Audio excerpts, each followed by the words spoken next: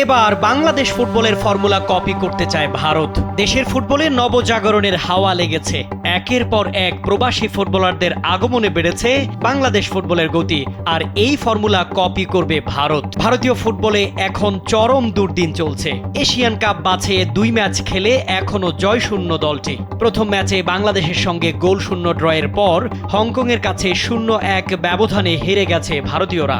এমন হতাশাজনক পারফরমেন্সের পর সামাজিক মাধ্যমে ভারতীয় ফুটবল সমর্থকরা বাংলাদেশের মতো প্রবাসী ফুটবলারদের জাতীয় দলে খেলার সুযোগ করে দেওয়ার দাবি জানান। সে দাবি আমলে নিয়েই অবশেষে ভারত সরকারের সঙ্গে প্রবাসীদের খেলানোর ব্যাপারে যোগাযোগ শুরু করেছে AIFF। সাধারণত ভারতীয় দলে প্রবাসী ফুটবলারদের জায়গা দেওয়া হয় না, তবে দলটির সাম্প্রতিক ব্যর্থতার হতাশায় নিজেদের সে নিয়ম পাল্টাতে চায় সর্বভারতীয় ফুটবল ফেডারেশন AIFF।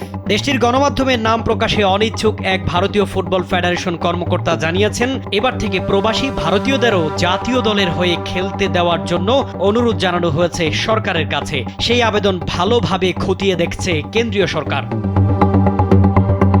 ওই কর্মকর্তা বলেন, আমাদের প্রেসিডেন্ট একাধিক সরকারি দপ্তরের সঙ্গে কথা বলেছেন। বিষয়টি নিয়ে আপাতত ইতিবাচক ইঙ্গিত মিলেছে। আমাদের হাতে অবশ্য কিছু নেই, কিন্তু শেষ পর্যন্ত সরকার আমাদের কথায় সায় দেবে, সেই নিয়ে আমরা আশাবাদী।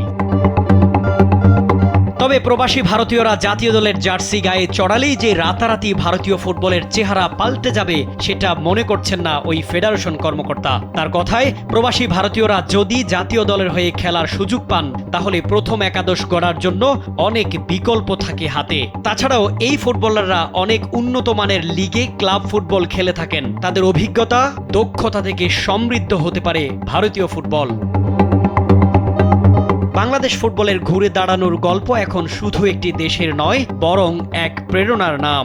আজ ভারত সেই গল্প থেকে অনুপ্রেরণা নিচ্ছে, যেখানে প্রবাসী ফুটবলাররা শুধু খেলোয়াড় নন, বরং দেশ মাতৃকার ডাকে সাড়া দেওয়া এক একজন সেনানী। যদি এই উদ্যোগ সফল হয় তাহলে শুধু ভারত নয়, গোটা দক্ষিণ এশিয়ার ফুটবলেই নতুন সূর্যোদয়ের সম্ভাবনা তৈরি হবে।